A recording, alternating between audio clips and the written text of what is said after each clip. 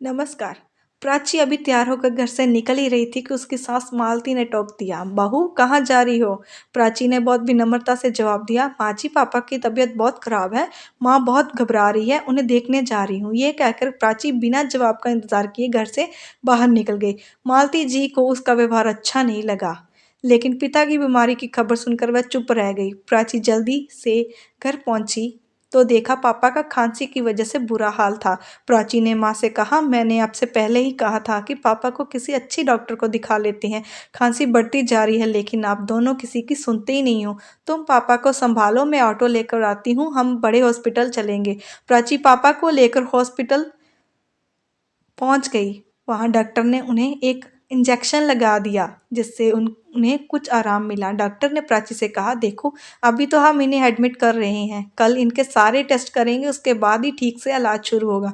प्राची पापा को एडमिट कराकर घर पहुंची तो उसके पति अमित उसकी प्रतीक्षा कर रहे थे। अमित ने जाते ही प्राची से पूछा, कैसे हैं पापा? तुम तो उन्हें देखने गई थी, कितनी देर लगा दी? तुम्हें पता है ना, माँ से खाना नहीं बनता, आज सब भूखे बैठे हैं। कम से कम पापा को सोचती, अपने घर ही जाकर बैठ गई। ये सुनकर प्राची की आंखों से आंसू छलक उठे। उसने किसी तरह अपने आप को संभालते हुए कहा, पापा की तबीयत बहुत खराब थी, उन्हें हॉस्पिटल में एडमिट कराकर आ रही हूँ। आप सब बैठिए, अभी मैं 10 मिनट में आप सबके लिए खाना बना देती हूँ। यह सुनकर अमित का गुस्सा कुछ शांत हुआ। उसने कहा, नहीं, रहने दो, खाना मैंने बाहर से ऑर्डर कर लिया है। तुम बस माँ के लिए एक दो रोटी सेक देना, वह बाहर का नहीं खाती। तुम जाकर नहा लो, हॉस्पिटल से आई हो। प्राची को अमित का उसी केयर करना अच्छा लगा। वह जल्दी से नहाने चली गई। नहाकर उसने माँ जी के लिए खाना बनाकर उन्हें परोस दिया। वह जल्दी जल्दी खाना बना रही थी, उसका मन पापा की ओर लगा था। पता नहीं अब कैसे होंगे, वह फ़ोन करना चाह रही थी। सब काम जल्दी से निपटाकर वह छत पर चली गई। वहाँ उसने माँ को फ़ोन लगाया। माँ, अब कैसी है तबीयत है पापा की? माँ ने कहा, बेटा, तेरे जाने के बाद तो इनकी तबीयत और बिगड़ गई थी। इनके खांसी के साथ खून भी आने आ रहा था। डॉक्टर ने तुरंत सारे टेस्ट करा लिए, सुबह तक रिपोर्ट आ जाएगी। मेरे मेरा मन बहुत घबरा रहा है, तो अभी आ सकती है क्या? प्राची ने कहा, ठीक है माँ, मैं आती हूँ। तभी माँ ने कहा, अरे, मेरा दिमाग तो काम नहीं कर रहा।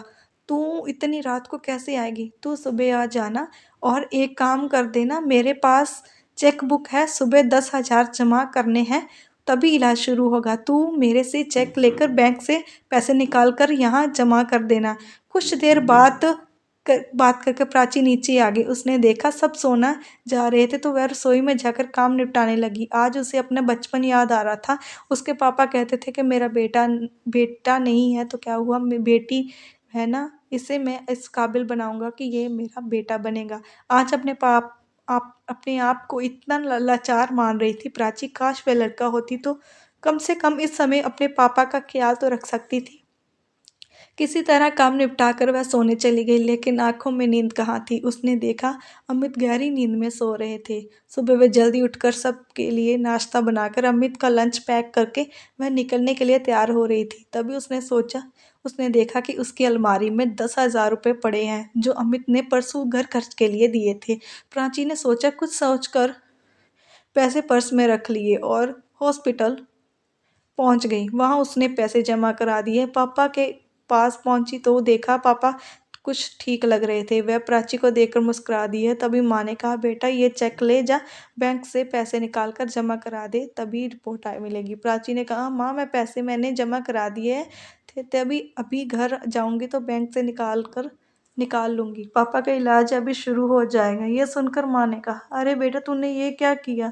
तेरे ससुराल वालों को पता लगा तो ना जाने तुम कितना भला बुरा सुनाएंगे।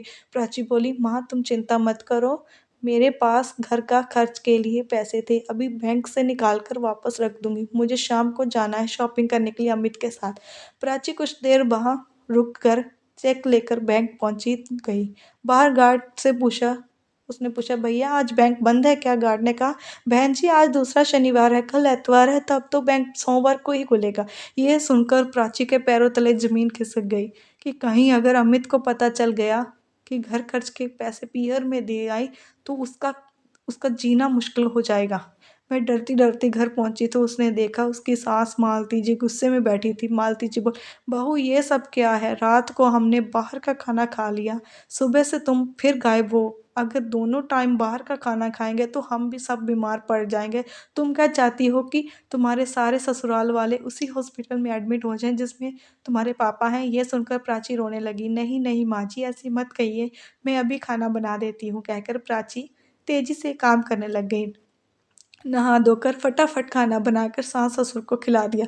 इधर उसे पापा की चिंता थी, उधर उसे अमित का गुस्से का डर। जब उसे पता लगेगा कि घर खर्च के पैसे अपने मैंने कहीं और खर्च कर दिए। शाम को अमित ने आते ही शॉपिंग के लिए चलने को कहा। प्राची ने उसे कमरे में ले जाकर सारी बात बता दी। ये सुनकर अमित को बहुत गुस्सा आया। उसने कहा, ये अच्छा है, मैं इसीलिए बीना भाई की बहन से शादी नहीं करना चाहता था। आज वही हुआ जिसका डर था। मेरी कमाई अपने माता पिता पर लौटाती रहो। ये सुनकर प्राची के सब्र का बांध टूट गया। उसने कहा, मैंने सिर्फ एक दिन के लिए पैसे लिए हैं, सोमवार को वापस कर दूंगी। और रही बात बिना भाई की बहन से शादी करने की, तो वो तुमने इसलिए की थी कि इकलौती बेटी की सारी जायदाद तुम्हें मिल जाए। आज मेरे पापा हॉस्पिटल में हैं, मैं डर डर कर उन्हें देखने जाती हूँ। घर आते ही सब मुझे उल्टा सीधा सुनाने लगती हैं, जैसे अपने पापा के पास जाकर मैंने कोई गुनाह कर दिया। मैं अभी अपनी माँ के पास जा रही हूँ, अपने पापा को मैं अकेला नहीं छोड़ सकती। सोमवार को तुम्हारे पैसे मिल जाएंगे। तब अमित ने कहा, मैं भी देखता हूँ कि वह तुम्हें कब तक रखेंगे, अपने आप रोती हुई वापस आओगी। प्राची ने जवाब दिया, उसकी नौबत नहीं आएगी। मेरे पापा ने मुझे इतना काबिल बना दिया है कि मैं अपने और अपने माँ बाप का पालन पोषण अच्छे से कर सकूं। ये कहकर कविता एक बैग में कपड़े लगाकर पीहर की ओर चल दी। आज उसे ऐसा लग रहा था कि जैसे वह बेटी होने की कैद से आज़ाद होकर पापा का बेटा बन गई है। अब वह केवल अपने माँ पिताजी का सहारा बनेगी। अपने घर पहुंचकर उसने बैग रख दिया और सीधा हॉस्पिटल पहुंच गई। माँ ने पूछने पर उसने ने कुछ नहीं बताया। उसने कहा, चिंता मत करो माँ, मैं अमित ने मुझे यहाँ रहकर पापा की देखभाल करने के लिए कहा है। यह सुनकर माँ बहुत खुश हुई। अगले दिन पापा की रिपोर्ट आ गई। उसमें लंग्स में इन्फेक्शन थी। उसे समय इनका इलाज शुरू हो गया। सोमवार के दिन प्राची ने 10,000 रुपये अपने ससुराल भिजवा दिए। कुछ ही दिनों में उसके पापा ठीक हो गए। प्राची ने इसी बीच एक नौकरी ढूंढ ली थी। जब उसके पापा घर आ गए तो उसने सारी बात उन्हें बता दी। पापा ने कहा, बेटा हम अपना ध्यान रख लेंगे, तू अमित से बात करके वापस लौट जा। प्राची बोली, पापा मैंने घर आपकी वजह से नहीं, अपने आत्मसम्मान के कारण छोड़ा है। अब मैं बेटा बनकर आपकी सेवा करूंगी, आप परेशान ना हो। आपको आपको क्या लगता है, प्राची का ये निर्णय सही है या गलत है? Thanks for watching.